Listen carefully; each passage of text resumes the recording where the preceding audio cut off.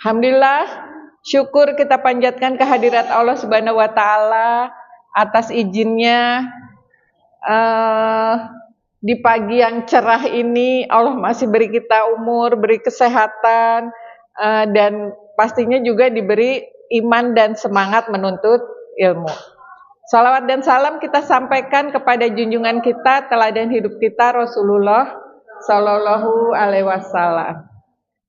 Ibu-ibu, sebagaimana tadi yang Bu Dede Maya sudah sampaikan, jadi memang tema hari ini tuh diangkat dalam rangka kita mensikapi ya ibu-ibu ya, mensikapi upaya Kementerian Keuangan untuk membawa Reinhardt itu ke Indonesia untuk dihukumnya di Indonesia gitu. Kenapa alasannya ibu? Ibu-ibu tahu nggak? Ada yang udah tahu nggak Bu alasannya? Alasannya karena semata-mata dia itu warga negara Indonesia yang dipenjara di Inggris mendapatkan bully. Ya udah biarin aja kalau kita kan mikirnya gitu ya. Kenapa dia dibully? Satu, dia arogan, yang dua memang kejahatannya itu tidak masuk nalar. Jadi itu sebabnya dia dibully di penjara di Inggris, Bu. Lah kalau kita mikirnya lah emang dia salah kayak gitu ya. Kalau dalam pandangan Islam jangankan yang kejahatannya kayak gitu bukan cuma dibully tapi memang dihukum mati. Kan ini cara berpikir yang aneh ya, Bu. Dana akan dikeluarkan. Jadi untuk dia bisa pulang ke Indonesia aja ngirim utusan ke sana negosiasi, udah dana yang dikeluarin berapa? Belum nanti kalau ke sini terus di sini juga ngasih makan kan akhirnya ya. Rencananya mau di Nusa Kambangan. Kok nyebelin banget gitu loh. Dengar beritanya tuh otak saya tuh nggak nyampe. Ya, ini beritanya nih. Kok belum ya? Bentar.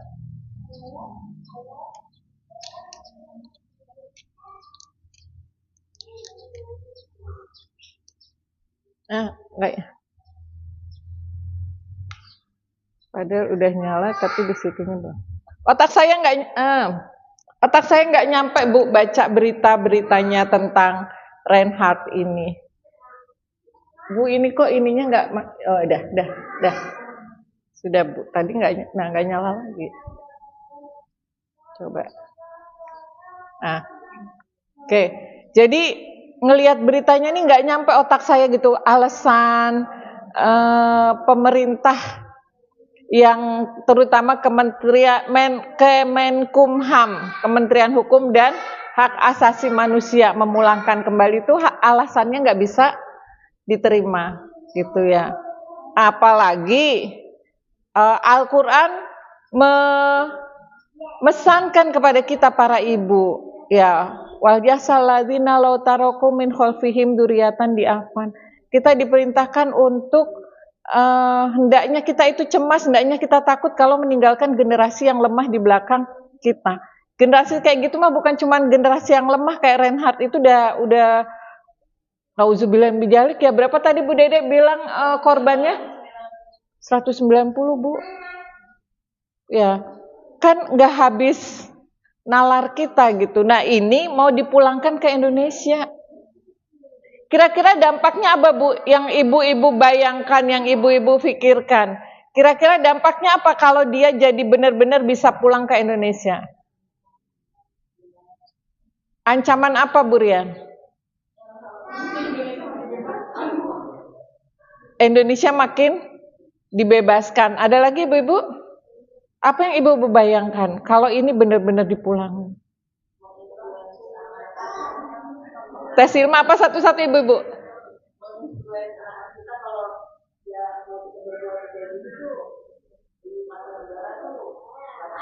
Oke. Ya, menginfluence, memberikan pemahaman kepada anak-anak kita hal kayak gitu tuh nggak apa-apa. Ya. Oke, ada lagi malah dibelain ya sekedar karena warga negara. Ada lagi Bu Ratna tadi?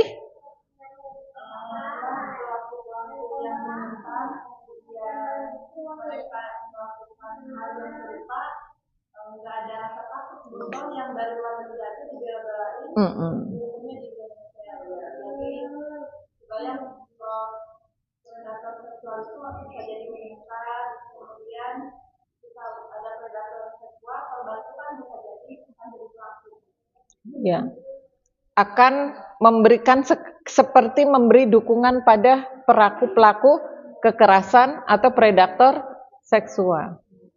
Dan kita tahu yang namanya kelainan seksual ini adalah menurun. Yang pernah jadi korban, kemudian bisa jadi pelaku.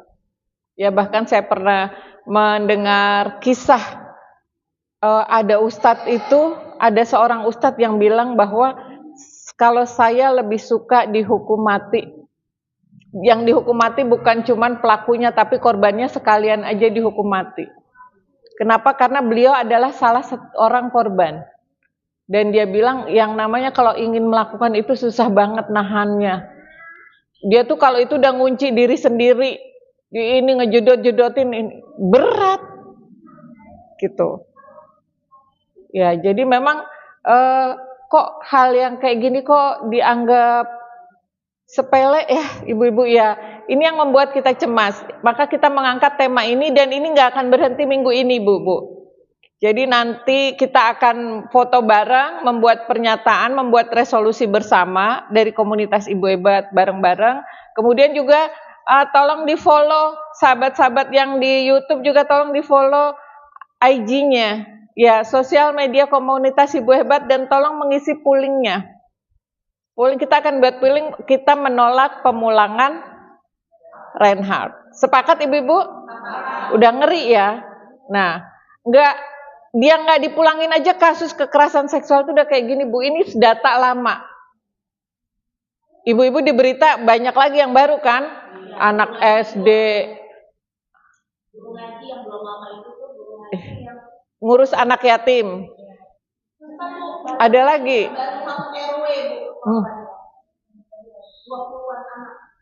Iya. Itu belum dipulangin udah kayak gitu Bu, terjadi. Kita kan kayaknya kalau anak berangkat ngaji tenang nggak Bu? Ya. Ternyata nggak bisa dilepas anak-anak kita Bu. Gitu. Ada lagi yang kemarin itu juga guru pemilik pondok pesantren yatim ya, sempat tempat viral dan sebagainya. Nah, ini saya ambilkan dari kumparan.com. Memang kasus ini yang kita harus nggak boleh ini ya Bu ya. Kasus kekerasan seksual itu banyak terjadi di dunia pendidikan malahan. Nih, yang terdiri 22,22%-nya itu di bawah pengawasan Kemendikbudristek, berarti sekolah umum. Sisanya Bu, 77,78 itu ada di pengawasan Kementerian Agama. Banyak terjadinya di pesantren, di sekolah-sekolah agama. Jadi kan kita kalau mau ngelepas anak kita teh, ya apa nih hari ini kita bahas apa yang akan kita persiapkan.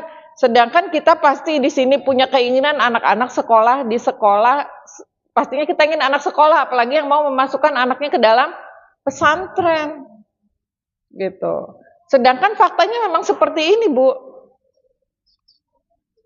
Dan pelaku terbanyak itu dari guru 55%, terus ada teman dan ada kepala sekolah.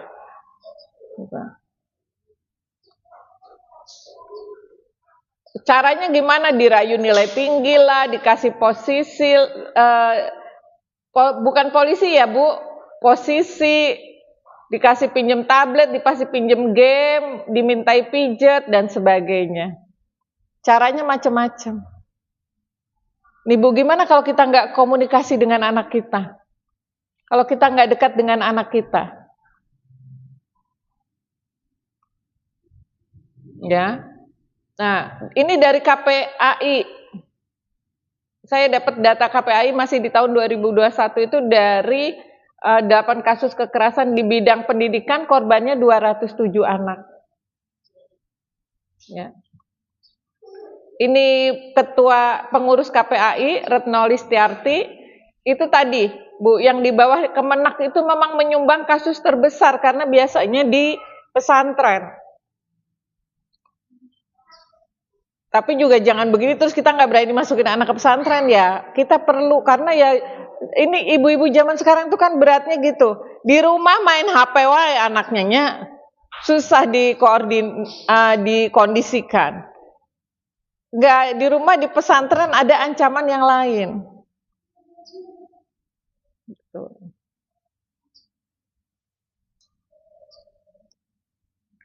Tapi juga bukan yang namanya agama bukan cuma di pesantren ya Bu, ini juga di sekolah Kristen ada. Banyak juga terjadi. Cuman yang emang banyak diviralin yang di pesantren. Maka kita perlu banget untuk melindungi anak-anak kita dari kekerasan seksual. Sepakat Bu dengan data tadi? Ya nggak usah kita inilah, ibu-ibu udah kita bahas datanya udah pusing sendiri saya nyari datanya. Ibu-ibu udah lewat aja ya, anak kecil 3 tahun sama kakeknya diruda paksa, serem banget kok bisa gitu ya. Padahal kan harusnya pelindung gitu ya mahram itu. Mahram itu harusnya pelindung, kakek, bapak, paman itu kan harusnya pelindung. Ya, tapi sekarang nggak ada.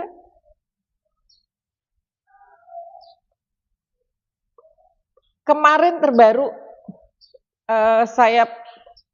tetangga saya itu salah satu psikolog di rumah sakit di sekitar kita lah ya, di beberapa rumah sakit, psikolog di beberapa rumah sakit. Itu kalau setiap minggu ngaji, kalau ngaji tuh dia udah puyeng aja cerita. Ada kemarin ya anak TK Bu, yang ngerjain siapa?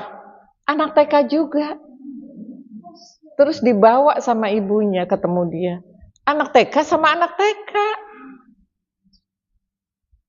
Nih anak TK-nya yang pelakunya itu ditanya, yaitu Bu, anak yang ibu bapaknya bekerja dengan pengasuh dikasih gadget. Aduh Bu, kalau ngasih gadget anak ya kita harus ada di sebelahnya. Kalau ibu nggak ada jangan ngasih gadget. Karena nggak kekontrol. Itu dari anak TK loh, anak TK tuh kan, ya ampun. Anak-anak saya gitu, ini TK dengan TK. Itu baru hari Minggu kemarin. Ya. Dari mana informasinya anak-anak itu? Itu kan pertanyaan kita ya. Nah kita bahas dulu apa sih yang dimaksud dengan kekerasan atau pelecehan seksual pada anak. Ini saya ambil dari situsnya Komnas Perlindungan Anak. Yaitu melibatkan anak dalam kegiatan seksual yang tidak dipahaminya. Atau bentuk penyiksaan anak di mana orang dewasa atau remaja yang lebih tua menggunakan anak untuk rangsangan seksual.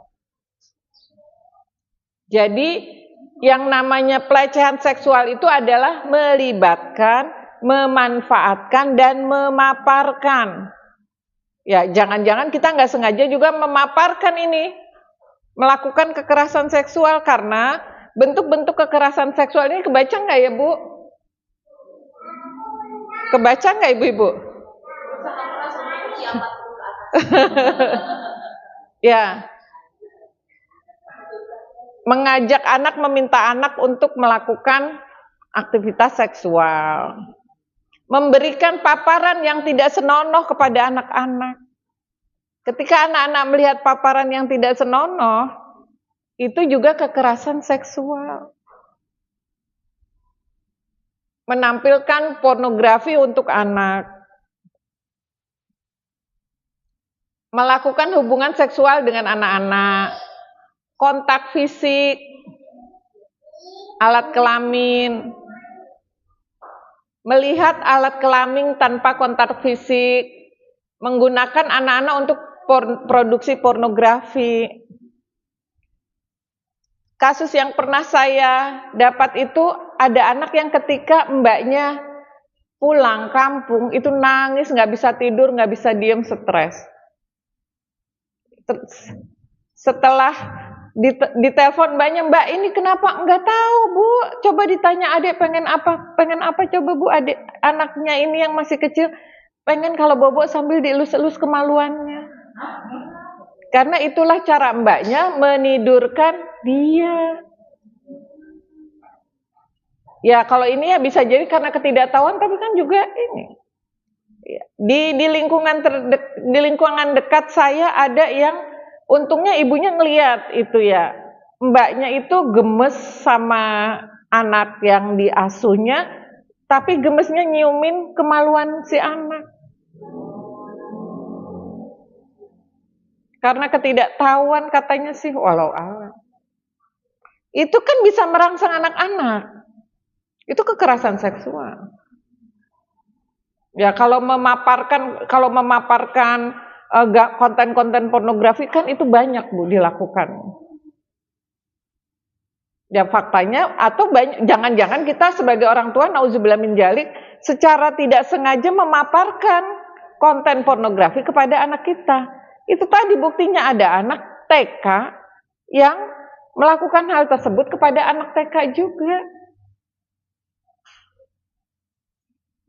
Atau kalau kasus-kasus, ibu-ibu tolong kalau anaknya main sama temennya, sekali-kali ya Bu, tuh kalau bisa sering ya, ditengok mereka mainnya apa. Dulu pernah sempat viral kalau anak-anak SD main kakinya ke kemaluan gitu kan, saling senggol-senggolan kemaluan.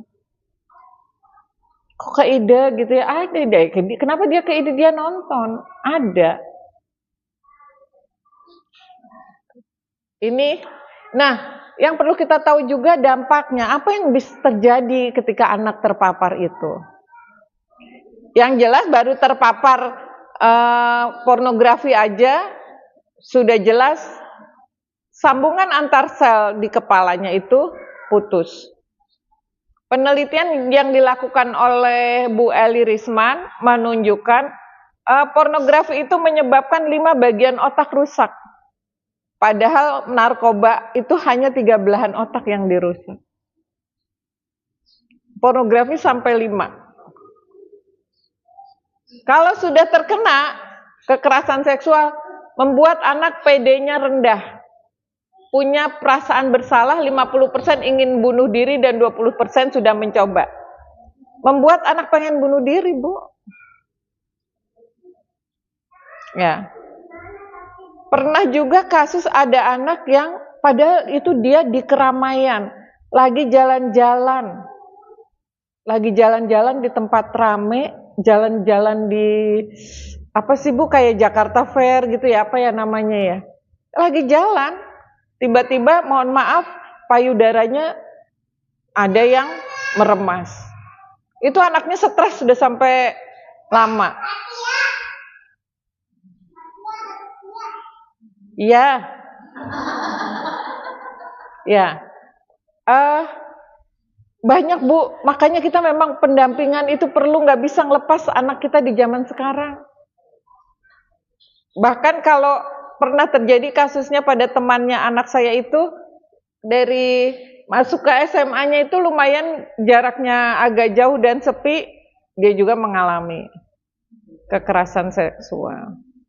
Ini kan perlu info-info seperti ini perlu kita tahu, bukan buat jadi orang yang paranoid, tetapi untuk kita berjaga-jaga dan ngajarin waspada, mengajarkan kepada anak kita. Nah, kalau masuk sekolah, sekolahnya kondisi kayak gini, jangan sendirian. Ya, banyak anak-anak yang mengalami itu, pelecehan itu memang pada saat mereka sendiri. Lalu mereka diancam, mereka diam saja, digituin lagi dengan ancaman atau dengan iming-iming dan sebagainya. Karena ada juga Bu yang tidak dengan ancaman, dengan iming-iming dan anaknya juga menikmati. Tahu-tahu anak SD hamil itu kan menyedihkan sekali. Ya. Sexual disorder, ya nggak normal lah. Karena tadi tidak berani membangun hubungan seksual yang sehat, nggak berani nikah. Ini banyak nih yang nggak berani nikah. Yang kasihan kan ini kena HIV, kena penyakit menular seksual. Itu anak, kalau SMP itu saya udah denger lama, waktu itu juga saya terkejut-kejut loh, sekarang kok sampai anak SD. Dan dia akan rentan jadi korban lagi. Kehamilan remaja 60% ini karena pelecehan seksual. Eating disorder. Jadi itu loh Bu, bulimia. Ya, makan dimuntahin, yang gitu-gitu, nggak mau makan dan sebagainya. Dampaknya sebegitunya, bahkan bisa membuat anak-anak bunuh diri. Nauzubillah min zalik. Ya Allah, kondisinya tuh udah kayak gini gitu loh. Sekarang kan kita tuh anak-anak kita gimana sih ngejaga mereka tuh kan segitunya ya Bu ya. Bagaimana kita ngejaga mereka, sedangkan ibunya sendiri dengan banyak aktivitas. Gitu. Kenapa bisa terjadi? Semakin banyak ini Bu sebabnya. Rangsangan itu ada di mana-mana. Pornografi di mana-mana. Ya karena kita hidup di sistem hidup kapitalis yang uang di atas segalanya, selama itu menghasilkan uang ya boleh-boleh aja. Gamesnya yang merangsang, majalah. Dulu di majalah, sekarang di genggaman anak kita itu pornografi. Ya. Ini dan aturannya nggak bikin jerak, malah ya itu tadi dapat perlindungan dari negara, dipulangin ke Indonesia biar di sana nggak dibully. Kenapa nggak dihukum gantung aja sekalian di sana? Dan kalau di Indonesia Bu, hukuman nanti ada keringanan. Bisa jadi. Gitu. Yang jelas, kenapa bisa sampai jadi wacana di Kemenkumham? Pasti ada orang yang berpengaruh, ya nggak Bu? Pasti ada orang berpengaruh dan nanti pengaruhnya bisa, ya Allah sedih banget deh. Penyebab utamanya ya ini Bu, makin merajalela membuat kita cemas. TV yang ditonton bareng-bareng aja apakah terhindar anak kita dari pornografi? Belum lagi sistem hidup ini membuat kita ini, keluarga-keluarga ini nauzubillah min dzalik, semakin miskin. Ya, gak punya rumah, rumahnya gak bisa, anak laki-laki dan perempuan dipisahkan kamarnya. Anak-anak, ada beberapa kasus yang kenapa dia melakukan itu karena melihat orang tuanya melakukan. Ada itu. Apa kondisi kayak gini, aduh sampai nggak bisa ngomong ya Bu ya. Dengan kondisi kayak gini, tapi kan kita memang hidupnya di sistem hidup ini. Itu kita nggak bisa melepaskan diri dari sini. Apa yang harus kita lakukan?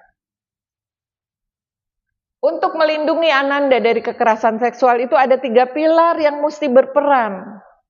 Ya, siapa aja 3 pilar yang harus berperan ini? Keluarga mau nggak mau harus berperan, masyarakat dan negara. Gitu.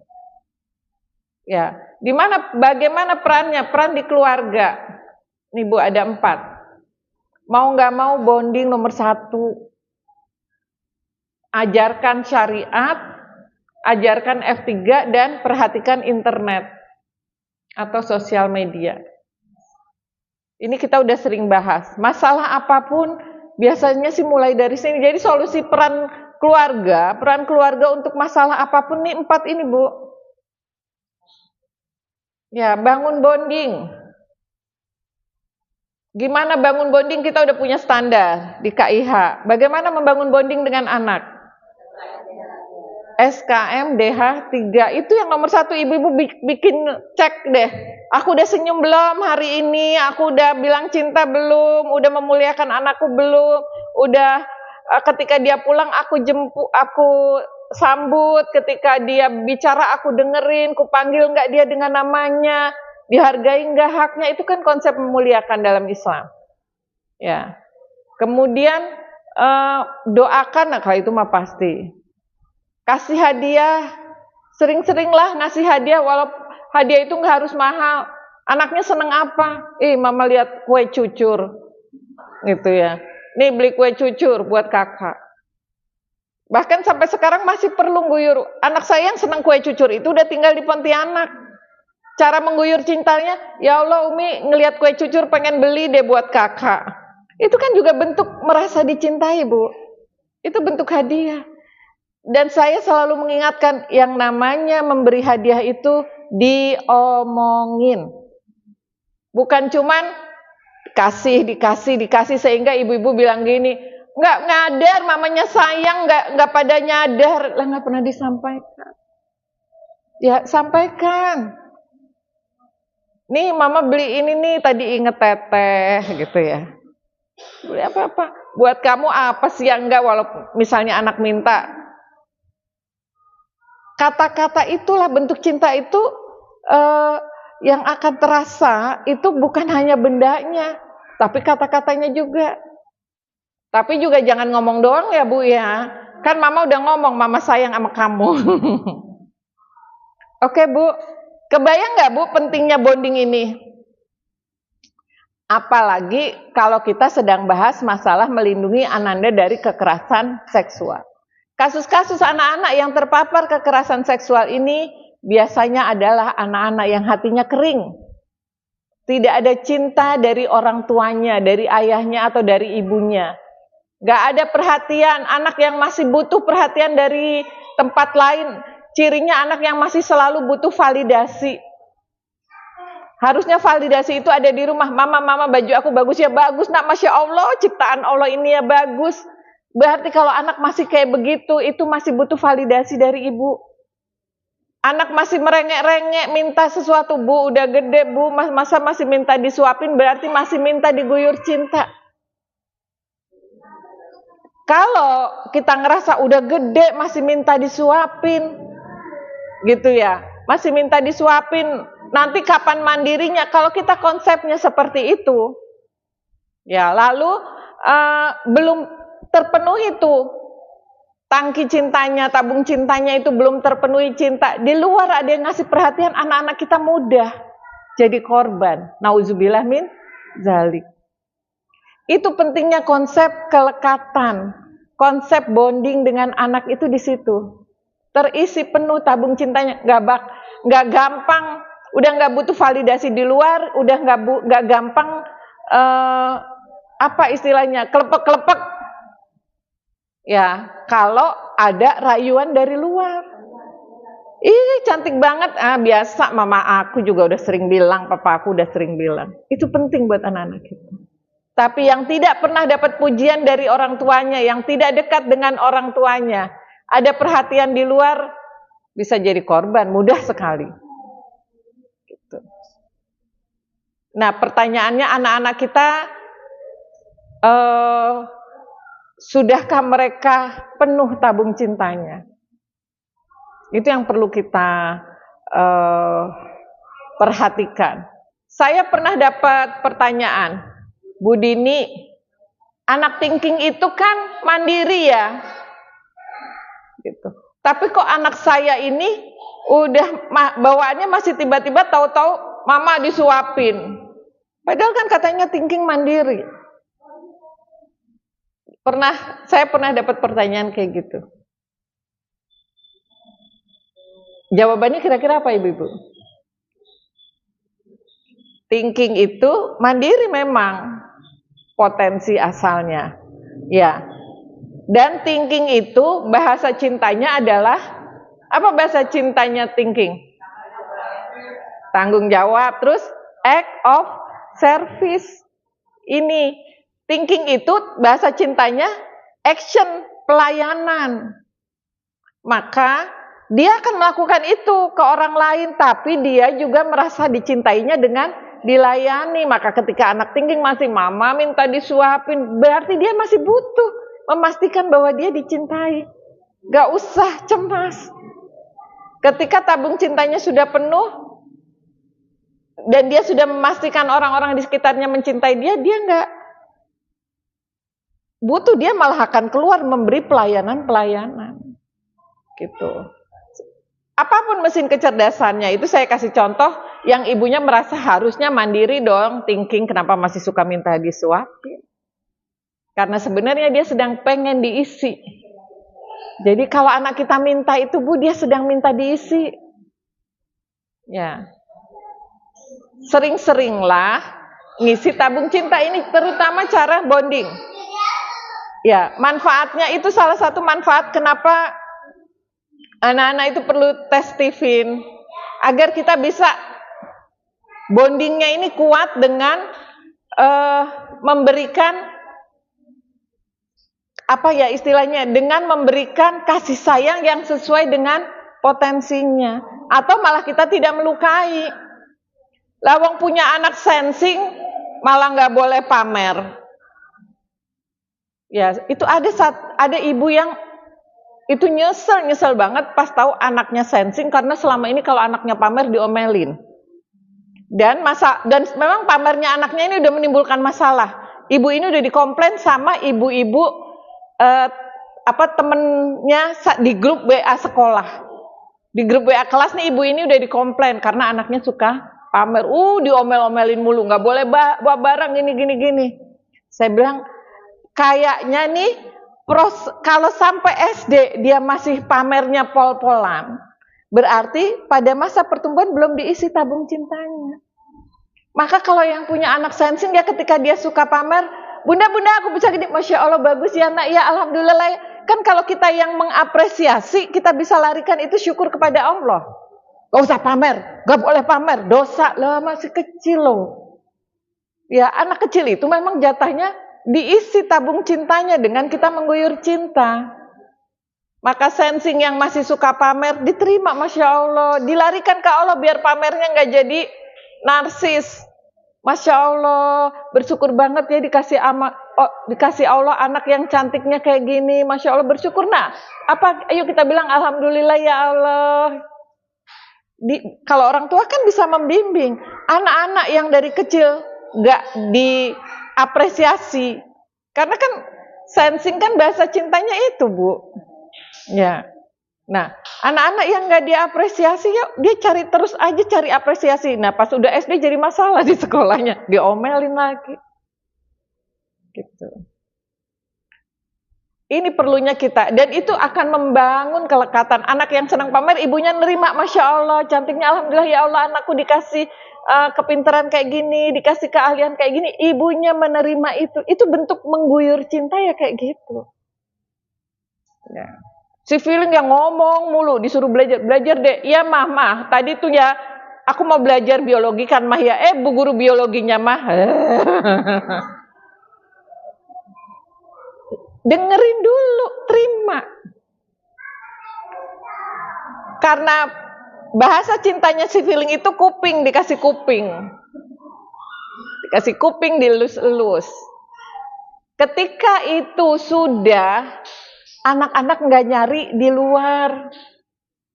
Kalaupun dia dapat di luar, dia sudah merasa itu biasa aja. Ini di sini nih dadaku nih udah penuh cinta.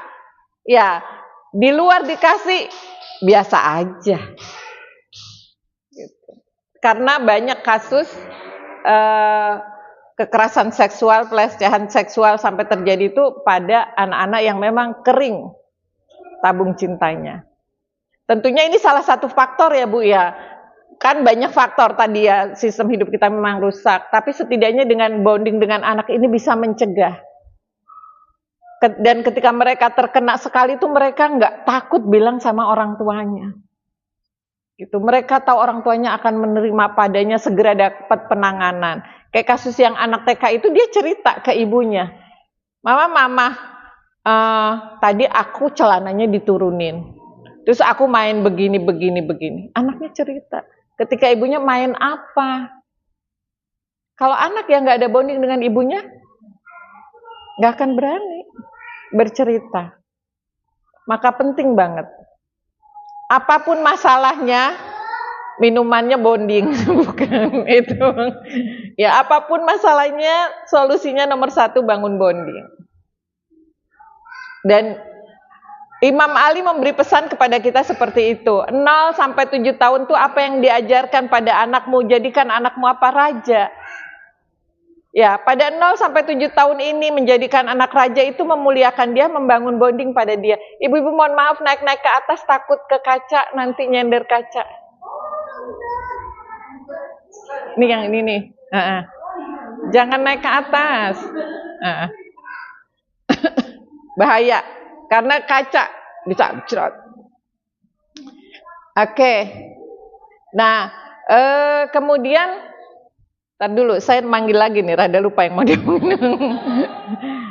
Maklum udah umur ya Bu ya. Jadi kalau ngelihat anak-anak itu, dan saya kebetulan intuiting, jadi yang selalu terlihat bisa begini loh, bisa begitu, itu orang intuiting, kelebihan dan kekurangan.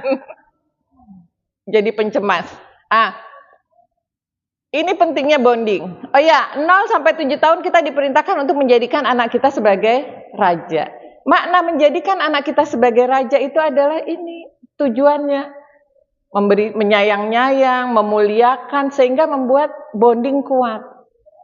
Dan yang ditanamkan pada usia itu adalah yang paling utama akidah, Bu. Bukan syariat. Kalau sekarang kita lupa akidahnya, iya saya yang banyak melihat itu syariatnya yang diutamakan, karena kalau akidah nggak kelihatan. Kalau syariat kan kelihatan dulu, anakku udah rajin sholat, anakku udah mau pakai kerudung, anakku udah rajin baca Quran, umur 3 tahun loh anakku udah puasanya pol, kelihatan. Padahal 0 sampai 7 tahun itu yang utama adalah bonding, ya, cinta, kelekatan, dan akidah.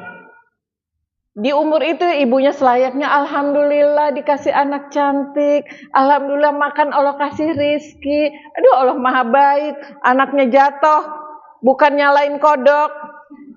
Kan banyak ibu-ibu anaknya jatuh, cup, kodoknya mama pukul, ini apa? Ya, tapi anaknya jatuh kita lebih astagfirullahaladzim, innalillahi, sabar ya Dek, gitu ya. Tetap aja sampaikan, ini kan terjadi atas izin Allah, lain kali Ade lebih hati-hati. Akidah yang ditanamkan, ridho ya Dek. Itu 0 sampai 7 tahun. Bahkan Rasulullah saja pesannya, ajarkan anakmu sholat di usia 7 tahun. Sebelum itu boleh nggak diajarin? Enggak, tapi jangan itu fokusnya. Sehingga anaknya baru 4 tahun, 5 tahun, udah diomel-omelin, kalau nggak sholat, awas kamu bisa masuk neraka ya, disabet sama mama. Di mana bonding mau terbentuk? Itu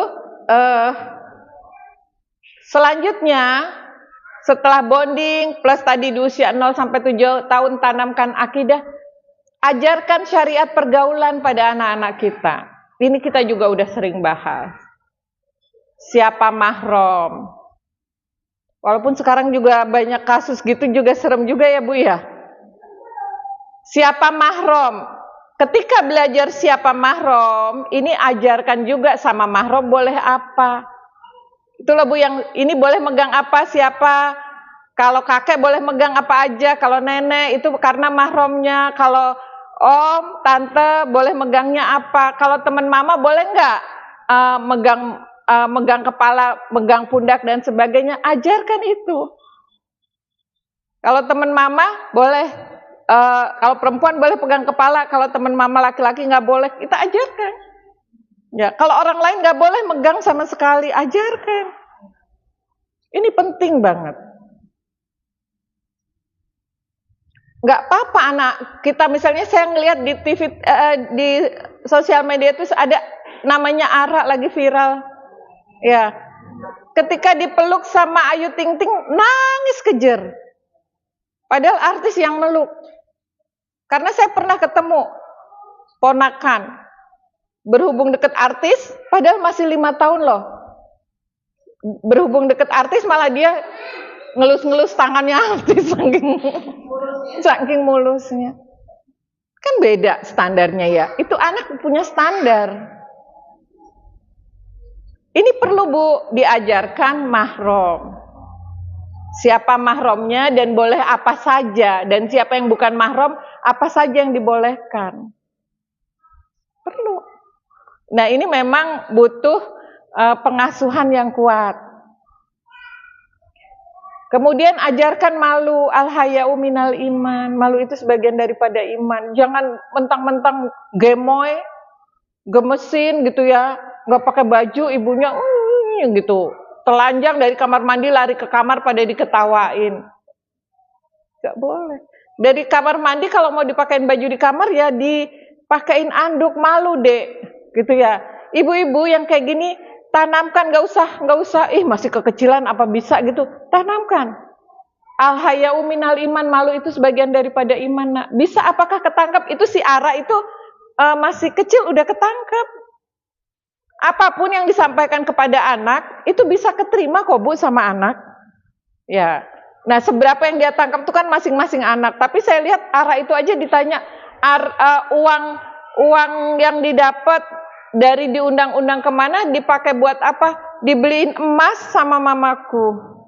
Kenapa beli emas? Kan inflasi. Kalau emas nggak kena inflasi, anak kecil aja bisa mudeng kata inflasi. Anak itu bisa. Gitu ya. Tapi kan ya sayang kalau ngebahas inflasi ya orang bisa masuk, artinya kan juga kayak gini al-haya'u minal iman bisa masuk. Gitu.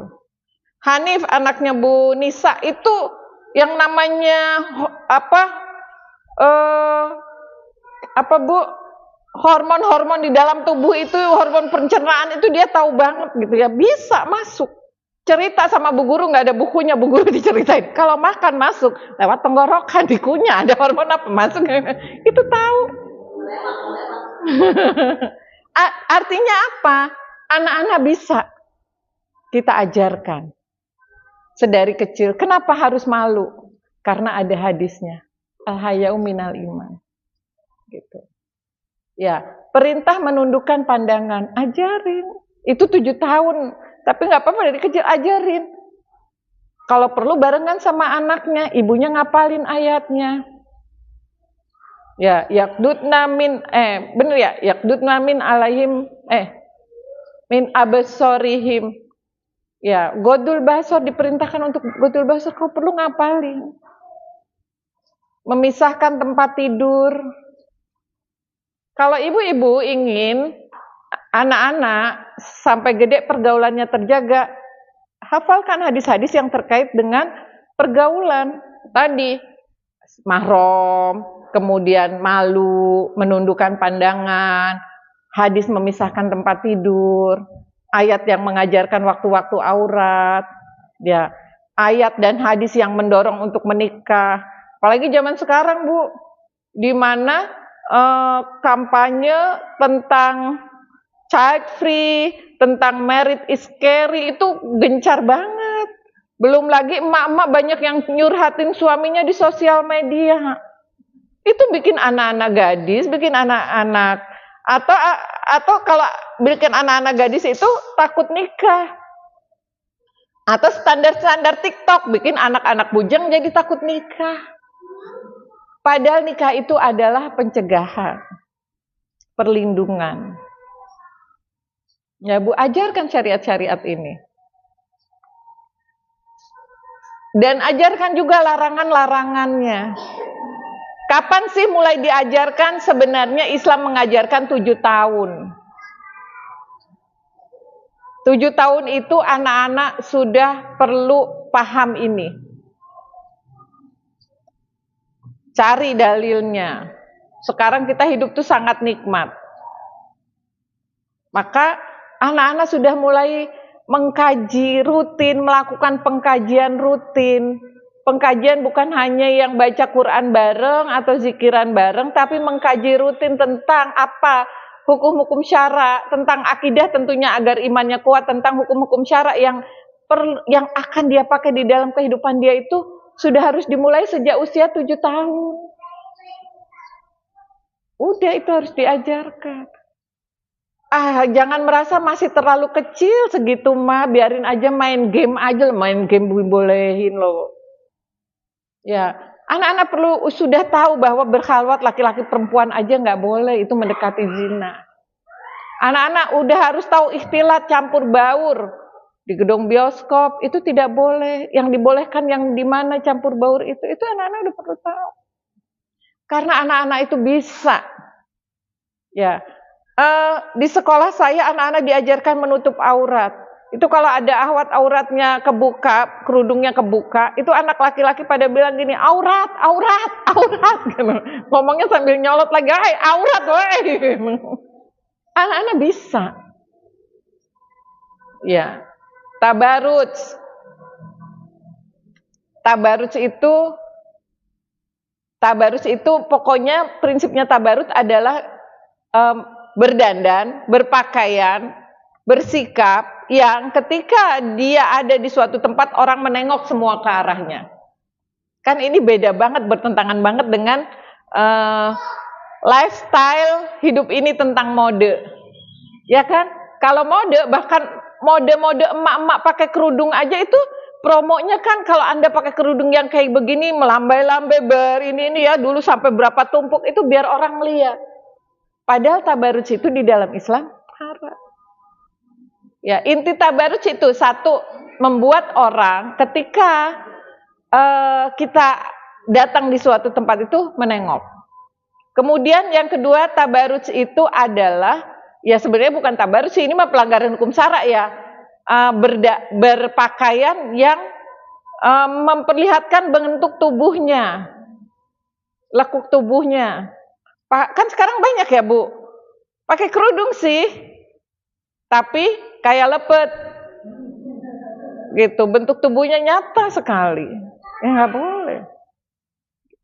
Malah beneran, ini mah mudah-mudahan aja yang bikin konten ngelihat YouTube KIH ya, pernah ngelihat konten ibu-ibu udah endut-endut, udah tua-tua setua saya, pada pakai baju Spiderman.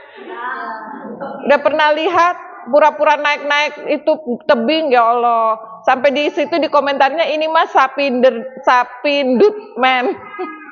Bukan Spiderman.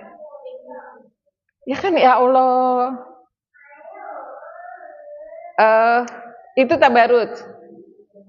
Atau anak-anak perempuan dipakein baju berperilaku seperti laki-laki dan anak laki-laki yang berperilaku seperti perempuan. Ini larangan tentang pergaulan dan perbuatan yang merusak akhlak. Apa aja perbuatan yang merusak akhlak, Bu? Ibu harus dampingin anak-anak karena sekarang di sosial media banyak perbuatan yang merusak akhlak.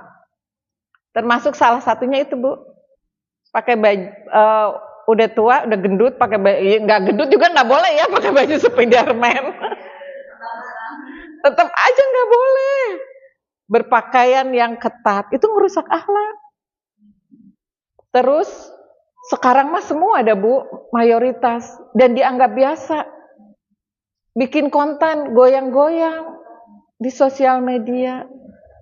Itu udah diangkat, malu itu al-haya'u minal iman. Malu itu sudah diangkat dari hati para wanita.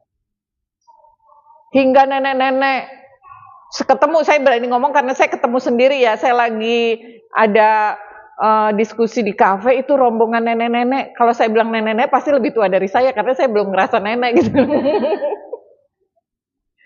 Ada rombongan nenek-nenek, ibu-ibu, itu pakai legging, ya pakai kerudung padahal pakai legging, terus bagian pinggangnya ini ditutupi kain-kain, berjoget-joget, bikin konten, bawa sound system sendiri. Terus lagunya lagu itu dangdut koplo. Saya sampai ini komplain ke pemilik kafenya, itu pilihan lagunya beneran itu. Ternyata dia permintaan customer. Saya bilang ini nggak salah ya, itu coba lihat dong, orang ke kafe itu kan buat kerja, buat diskusi, buat rapat. Ini kenapa nyetel dangdut koplo? Ternyata ada nenek-nenek mau pada bikin konten. Malu itu sudah dicabut dari dada para wanita. Itu perbuatan yang merusak akhlak. Ya, makanya yang di sini janganlah ya ikut-ikutan merusak akhlak generasi ya, bikin konten. Itu kan karena merata semuanya kayak gitu, jadi nganggep biasa. Udah nggak punya malu. Emang nggak boleh bikin konten? Boleh. Buatlah konten-konten yang memandaikan, meminterkan, mencerahkan. Kalau konten joget-joget doang, apa minterinnya? Kan bikin bahagia kok melanggar sara. Ya jangan.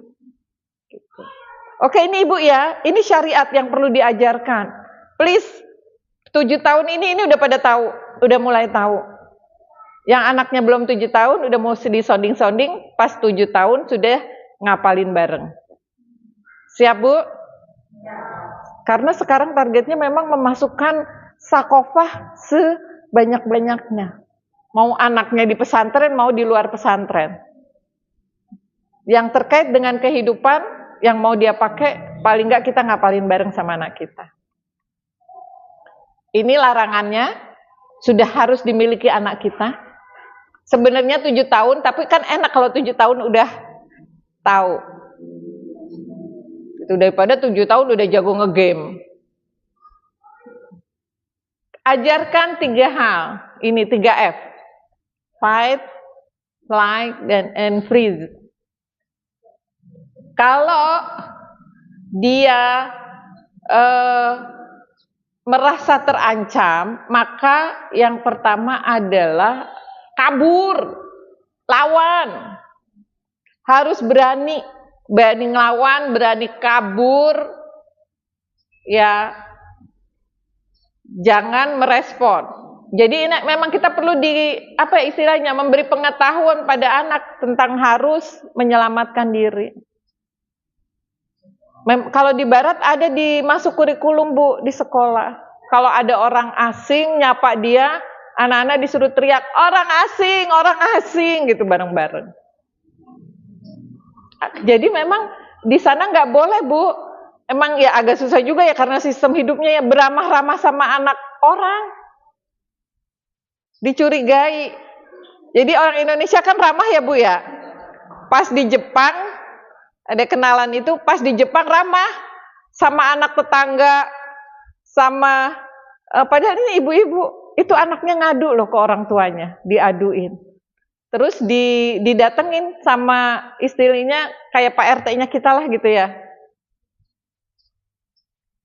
Tidak boleh melakukan itu. Ya emang perlu juga sih ya. Maka yang tadilah paling enggak anak-anak tahu mahramnya mana, yang bukan mahram siapa, dan apa yang boleh dilakukan. Kalau bukan mahram, mau laki mau perempuan, sebaiknya anak kita kita ajarkan tidak membolehkan orang menyentuh dia. Ya, kalau salaman boleh. Salaman itu kan dia aktif ya Bu. Kalau disentuh pasif, jangan mau. Kan sama guru udah nggak usah deh. Zaman sekarang guru juga udah. Kita emang agak susah ini hidup di sistem hidup kapitalis nih Bu. Yang harusnya memuliakan guru, masa dipegang gurunya kepalanya, ya kalau sesama jenis. Kalau sesama jenis mungkin masih, tapi kalau lain jenis udah jangan boleh deh. Gitu. Tetapkan anak-anak kita itu melakukan apa yang, ajarkan apa yang boleh disentuh dan tidak boleh disentuh, penting banget. Dan lakukan ini. Kalau kira-kira dia sudah tidak nyaman, sudah bahaya, teriak, lari, lawan, gitu. Kalau misalnya pilihannya ya Bu ya, pilihannya kalau misalnya mau dibunuh, kita ajarkan anak kita pilih mana Bu? Dibunuh, kalau dilecehin dibunuh, pilih mana? Pilih melawan, walaupun ancamannya terbunuh. Kenapa? Karena kamu ketika terbunuh itu kamu mati syahid. Menjaga kehormatan. Ya, tapi kalau hidup coba kasihan sampai nanggung. Mendingan mati tapi menjaga kehormatan. Sedih sih. Ayah bunda juga, tapi kamu mati dalam menjaga kehormatan. Apalagi kalau kamu bisa ngebunuh orangnya. Walaupun kalau di sistem Indonesia tetap aja mau ngelawan nggak ngelawan, kalau ngebunuh kan ada ya Bu yang ngebunuh copet itu ya di Bekasi, malah dia yang di penjara. Gubrak deh, hidup di sistem kagak jelas gini. Ajarkan anak kita untuk itu standar kemuliaannya, bukan hidup lama. Tapi anak paham kehidupan yang abadi itu gimana, pasti Bunda sedih, tapi itu lebih penting. Saya jadi teringat wanita-wanita di Suriah, Bu, ketika Bashar Assad masih berkuasa itu, saking kejinya tentaranya Bashar Assad kepada para muslimah, itu muslimah minta fatwa untuk boleh bunuh diri. Boleh bunuh diri kah gitu ya, kalau udah misalnya tentara Bashar Assad itu masuk ke apartemennya, nggak boleh.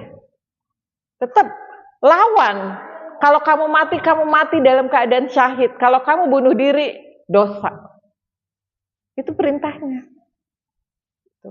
Nah, ini perlu standar Islam ini kita ajarkan pada anak-anak kita. Ya. Oke. Kemudian perhatiin internet kalau mau anak-anak kita selamat. Ya, sosial media, maka tadi jangan ngasih anak HP, jangan ngasih anak sosial media sedangkan kita tidak ada di sampingnya. Kalau lagi ibunya lagi ngaji, lagi apa, maka biasakan memberi kesibukan pada anak selain HP. Bisa. Karena itu diterapkan anak saya. Jadi dulu anaknya sempat kalau ibunya ngaji, ibunya apa, kasih HP. Ya akhirnya karena udah kelihatan mengalami penurunan kemampuan karena main HP, akhirnya nggak boleh ya, awalnya ya tantrum susah, tapi lama-lama bisa kok. Bisa anak itu ibunya ngaji, nggak ganggu main HP, ibunya udah berencana. Biasanya ibu-ibu yang pas dia mau ngaji, mau masak, mau ngapain ngasih anak HP, ibu-ibu tidak bikin program, tidak bikin rencana untuk anaknya. Selama ibu melakukan kegiatan. Ibu-ibu kalau sudah berpikir nggak akan ngasih HP, berarti ntar selama aku ngaji, selama aku masak, selama aku ngisi kajian, anakku mau aku kasih apa? Ibunya akan mikir, kayak nanti ya, Umi ngaji, kamu ngerjain ini, terus main ini, udah direncanakan. Bisa, ternyata. Kan sekarang banyak ibu-ibu yang bilang, mana bisa anak. Boleh ngasih HP, boleh, tapi ada ibu di sisinya. Atau di TV aja deh, biar bisa dilihat bareng. Gitu. Itu ya Ibu. Kalau saya dulu masih aman, saya belum ada HP, smartphone, masih mainnya di laptop, di ini, jadi internet itu diaksesnya, itu pun nggak pada dikasih di kamar, internet itu diaksesnya di ruang keluarga, di ruang tengah, di ruang keluarga, jadi tahu apa yang dilihat anak-anak kita. Itu penting banget. Nah sekarang kan udah di genggaman anak kita. Bagaimana memastikan, ibu-ibu juga perlu belajar teknologi, supaya konten porno itu tidak masuk ke HP ibu-ibu. Udah belum HP anak-anaknya diinstal aplikasi yang bisa menyaring konten pornografi? Atau HP yang dipakai anak pokoknya harus ada. Gimana caranya? Cari ahli. Saya juga nggak bisa, saya nggak belajar karena saya nggak punya anak, nggak harus melakukan itu. Makanya biasanya kalau saya ngisi tentang kayak gini, saya ngajak orang yang bisa ngajarin ini aplikasinya ini. Ya, mungkin teman-teman yang sudah praktek ngejalanin, Bu Efri bikinkah ada aplikasinya? Ada. Nah, ibu bisa cari HP ibu, HP anak harus ada aplikasi yang bisa memfilter konten pornografi. Itu dari sisi keluarga. Yang namanya pilar melindungi anak-anak dari kekerasan seksual itu, yang kedua selain keluarga adalah masyarakat. Coba aja ibu di rumah udah ngejalanin yang semua tadi, anaknya aman? Enggak. Maka ada pilar yang lain, maka belum aman, yaitu masyarakat. Masyarakat yang peduli kepada sekitarnya, masyarakat yang melakukan dakwah. Bukan masyarakat yang cuek. Masyarakat yang ketika, kok ini kayak orangnya ini ya, mencurigakan, ditanya, Pak mau ngapain Pak, dari tadi bolak-balik. Bukan ini, aku udah gak punya anak kecil. Bukan masyarakat yang seperti itu. Ya. Masyarakat yang ketika melihat ketidakbenaran, peduli. Coba sekarang Reinhardt mau dipulangin ke Indonesia, siapa yang ribut? Sedikit sekali. Nah, peran masyarakat ini di dalam Islam itu sebagai sistem kontrol. Yang bentuknya memang Islam itu mendorong amar ma'ruf nahi mungkar, saling menasehati dalam kebaikan dan ketakwaan. Dan kalau ada kemungkaran mengingatkan. Ibu-ibu ada yang ngingetin kalau ada anak tetangga pakai celana pendek? Lakukan. Paling dibenci, paling pol, dibilang julid, enggak apa-apa. Itu pornografi, ibu-ibu. Ada tetangga keluar nggak pakai kerudung. Bu, kerudungnya mana, Bu? Itu pornografi loh. Beli sayur, nggak pakai kerudung. Ngaruh. Masyarakat itu harus amar ma'ruf nahi mungkar. Tapi kita nggak jalan. Padahal ini melindungi. Kalau di rumah tetangga, kok banyak sepatu nih, anak-anak SMA. Sepatu anak SMA, tetangga anaknya SMA. Tapi kok sepi ya? Saya pernah ngalamin, Bu. Karena tinggalnya di komplek kecil, deket-deketan kan. Pulang tuh ngeliat banyak banget sepatu sampai ke luar-luar pagar. Tapi rumahnya sepi. Dan saya tahu ibu bapaknya bekerja. Apa yang harus dilakukan? Amar ma'ruf nahi mungkar. Minimal dia tahu ada orang peduli. Punya apa ya? Oh iya punya pisang. Bawa aja tok tok tok. Oh, padahal udah tahu mamanya kerja. Iya ada apa? Mama ada? Nggak ada. Oh lagi banyak tamu ya teh. Kok sepi amat gitu. Nunjukkan peduli. Julid amat si ibu, biarin. Ini mau ngasih pisang harus ada. Karena kita perlu melakukan ini mulai dari kita. Kenapa saya ngelakuin itu? Salah satunya adalah supaya Allah menjaga anak-anak saya. Saya melaksanakan perintah Allah dalam rangka Allah menjaga anak-anak saya. Saya hari ini ngajarin tentang bagaimana melindungi Ananda dari kekerasan seksual. Itu juga dalam rangka saya doa, ya Allah jaga anak saya, jaga cucu saya, jaga keturunan saya biar tidak terkena. Karena masyarakat sekarang nggak berperan. Apalagi negara, padahal pilar melindungi generasi dari kekerasan seksual itu tiga-tiganya harus jalan. Masyarakat, keluarga jalan, masyarakat jalan, negara juga berperan. Apa peran negara? Negara harus menegakkan aturan yang dasarnya adalah akidah Islam. Nah, aturan yang bisa melindungi Ananda dari kekerasan seksual contohnya apa? Oh, yang kedua adalah negara mencegah. Jadi 3 ya Bu, peran negara ini menegakkan aturan, melakukan pencegahan, dan menegakkan sistem sanksi, hukuman juga ditegakin. Nah, menegakkan aturan, aturannya apa aja? Negara itu ngatur interaksi laki-laki dan perempuan di dalam Islam itu aturannya gimana? Terpisah. Ya, kecuali pada hal-hal yang dibolehkan. Secara umum, kehidupan pria dan wanita itu terpisah secara mutlak. Nggak boleh interaksi bebas.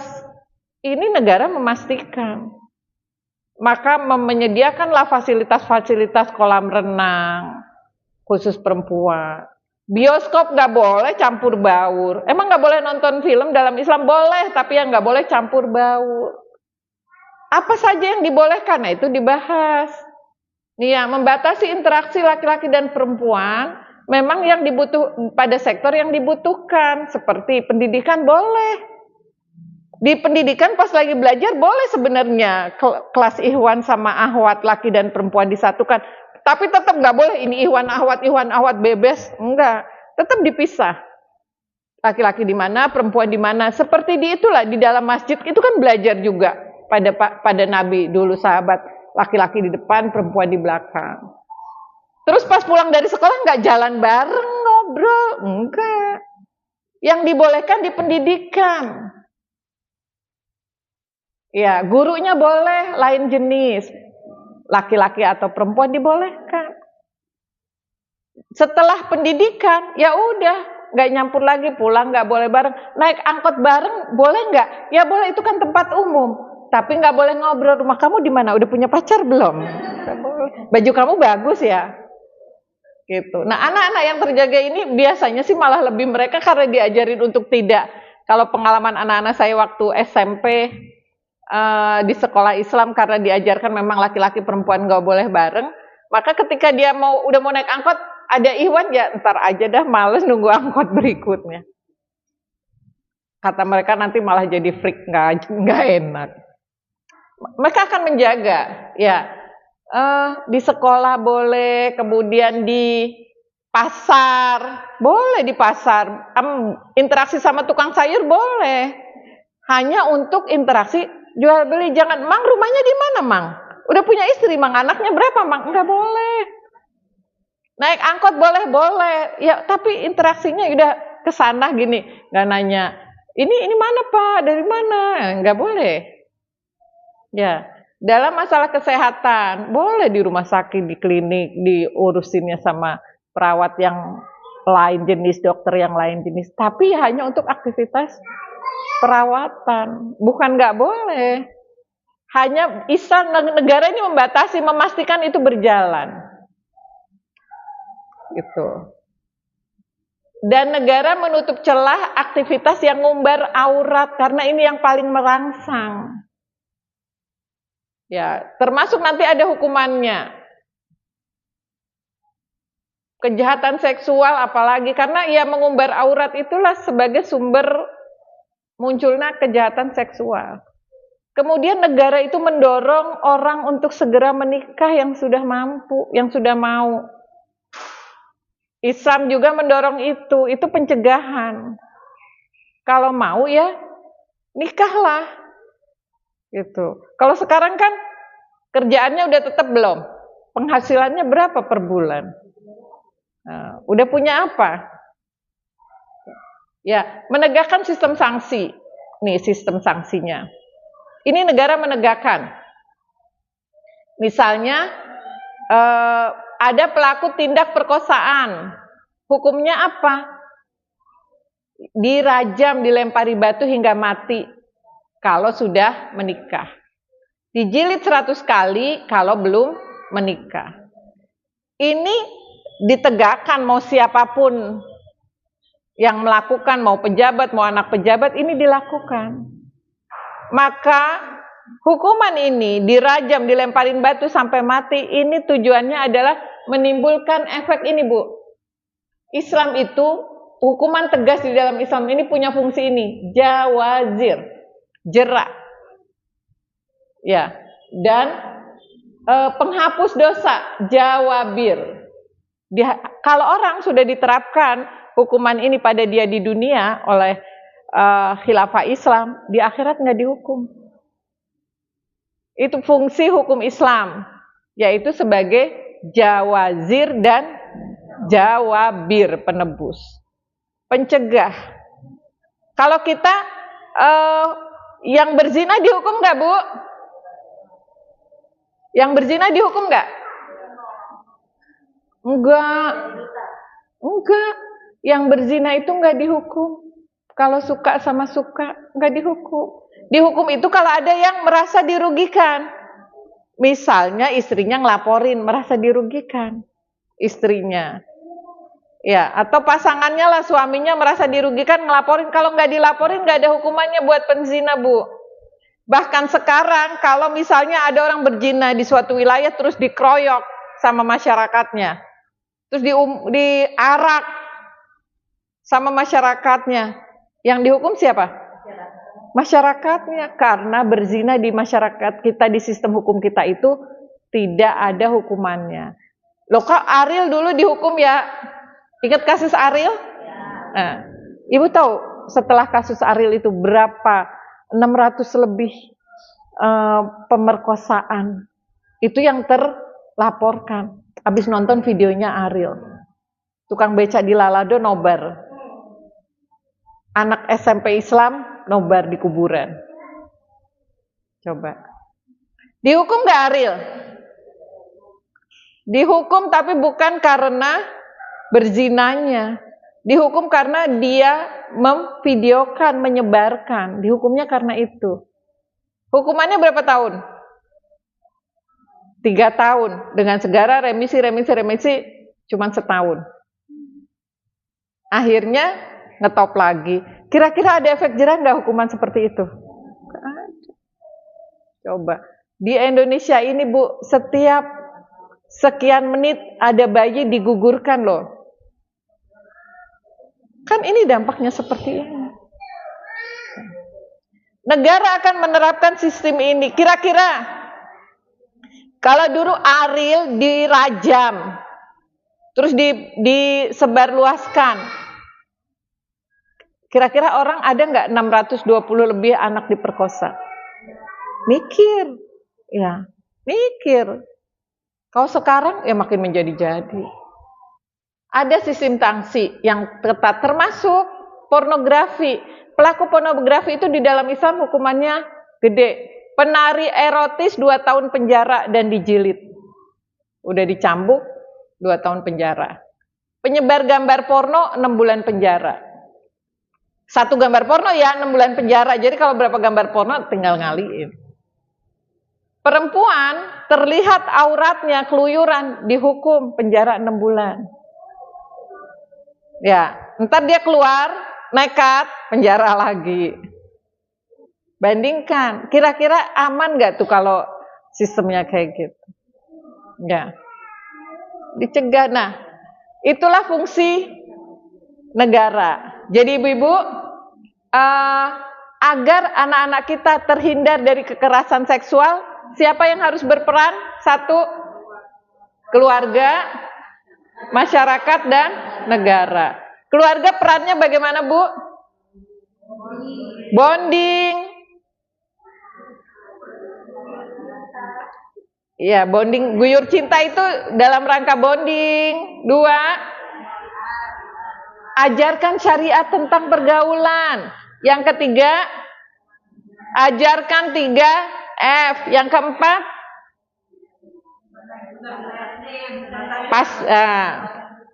awasi internet. Ya, oke. Itu ibu-ibu, saya kembalikan kepada Bu Dede.